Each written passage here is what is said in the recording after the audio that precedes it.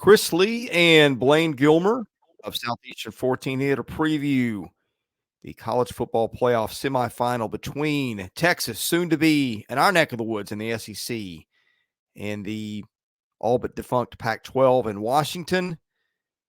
Blayne, our preview is presented by our friends at BetOnline. All the major sports are in action this week with the college football playoff ready to kick off.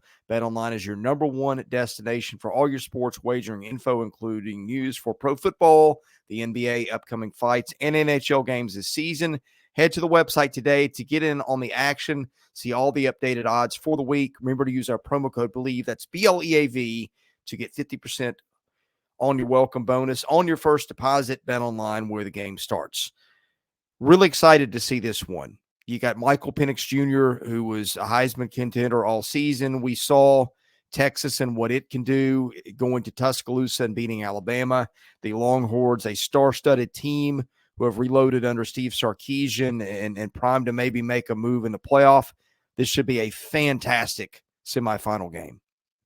Yeah, I'm really excited to see the two styles here. You got two teams that the key to this one, like I said, is going to be which defense. I said in the graphic down there, which defense limits explosives. You got two teams that have struggled on the back end at times, but they also are pretty stout up front on defense. And then you got guys who can obviously make plays on both sides of the football when it comes to the passing game. Two quarterbacks that are tremendously talented and are really operating well within the systems that they each have. Grubb and Sarkisian are two of the better play designers and play callers out there in college football. So no surprise, at least no surprise to me, Chris, because I did pick the Washington Huskies to get to the college football playoff. So I will say I got that one right at the beginning of the year. I didn't pick Texas. I probably should have picked Texas. But now, hey, the Longhorns have had a great year, and I'm excited to break down this matchup. Let's talk about when Washington's got the ball. Penix and those two outstanding receivers were just so much fun to watch. Texas, solid defensively, but struggles in some spots. What are you watching for on that side of the matchup? Like I said, both of these defenses really struggled with, defending the pass. And if that's not a good thing when you're facing a Washington team, if you're Texas, because Washington was number one in the country, 343 passing yards per game, the best passing offense in the country. Of course, that landed Michael Penix Jr. as a Heisman Trophy finalist. He came in second to Jaden Daniels, and a lot of people thought he maybe should have been a little bit higher across the country. Overall, the guy had over 4,200 passing yards this year, 33 touchdowns, 9 interceptions. When it comes to Odunze, Polk, and McMillan, and having McMillan back and healthy is going to be huge over there on that side of the ball. I mean, there is just so many weapons. It's who do you take away if you're Texas? That's going to be the big thing right there. So I think that, when it does come to Texas, what they're going to have to do is they're going to have to, as silly as it sounds, Chris, I just praised how good Washington can throw the football. You're going to have to make them one-dimensional and make them throw it the entire game. You cannot allow Dylan Johnson to get going on the ground as well and allow him to be dynamic. So if there's one good thing about Texas, you'd have to say, hey, they're fourth in the country when it comes to rushing yards allowed per game. Only 80. They're allowing less than 81 yards rushing per game. And then on third down, they are elite. They're second behind Georgia on third down defense, only allowing conversions 26.5% of the time. So it's going to be a interesting dynamic there. Texas is susceptible through the air, but they're really good against the run. Washington wants to be able to be as balanced as they can, but we know they can sling it down the field. I'm excited to see. Nobody's really been able to, even Oregon, nobody's really been able just to pin down Odunze. I want to see if Texas can do that in this matchup. Yeah, glad you mentioned Dylan Johnson. We saw him playing in the SEC, 14 touchdowns, well over 1,000 yards rushing. So Washington was able to find some balance there too. All right, Texas. Quinn Ewers leads that crowded quarterback room. Malik Murphy in the portal, Arch Manning around in a break glass case in case of emergency situation. But Texas was just so balanced, had a ton of targets this year, could run it, could throw it. And Washington's defense probably a step behind Texas's comparatively, I'd say. Yeah, they were 122nd. We said that, hey, Texas was bad against the pass, at 95th in the country. Washington 122nd in the country with 263 yards passing. And people say, well, are these defenses that bad because they were up and teams were throwing it against them all the time? No, I dove into that a little bit more.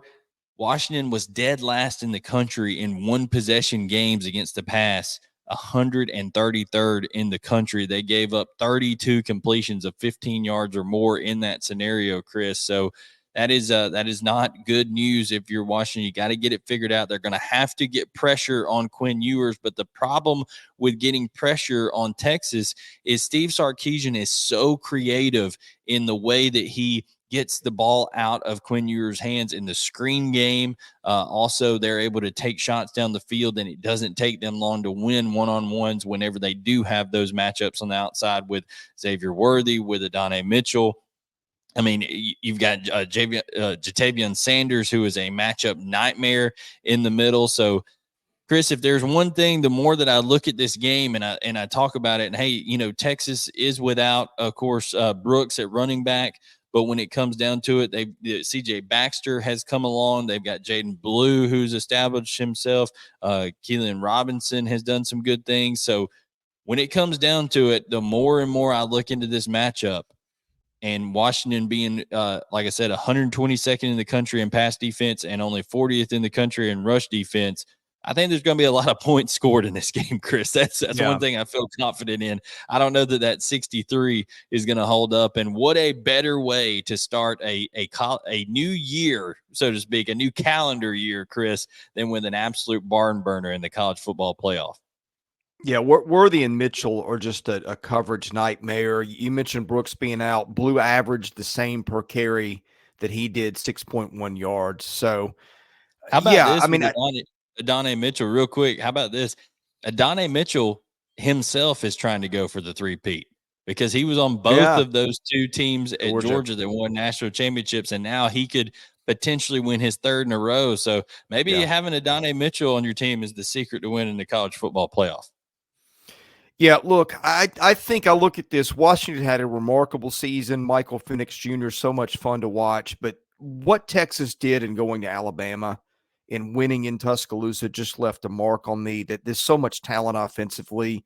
I just think it's a deeper team. I think I like Texas to win the whole playoff, to be honest with you, Blayne.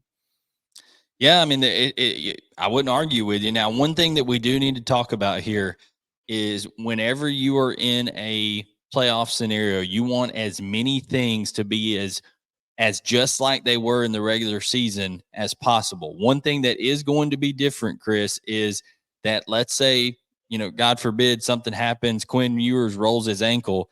Malik Murphy is not on this team anymore, and he was the backup, the most experienced quarterback.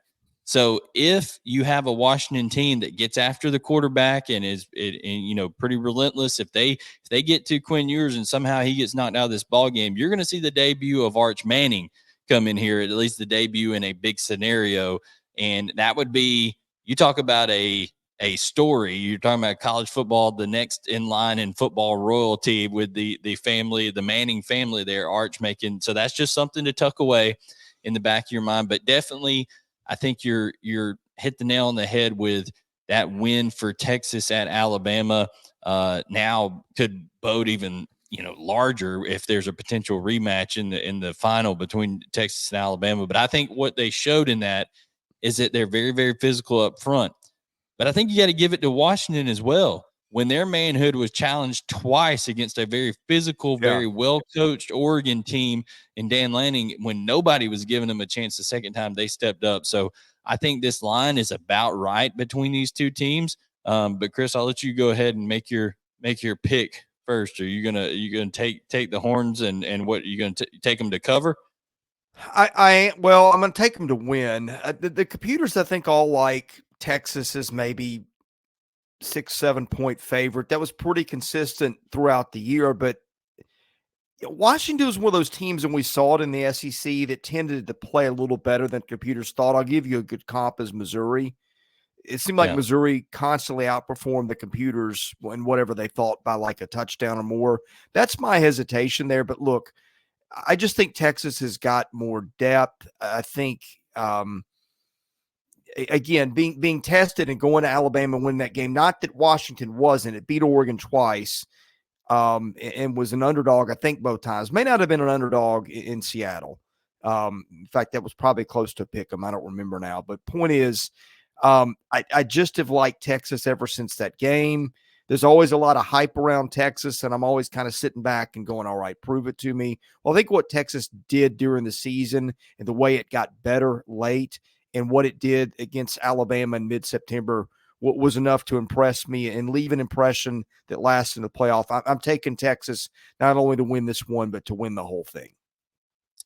Well, here's some good news for Texas fans, and they are coming into our family here, our SEC family, as we cover all SEC games. The good news is, as a quarterback famously said for Texas one time, they're back, and they are back. They are actually back now. Steve Sarkisian has this program back, and I think they'll be in playoff contention every single year.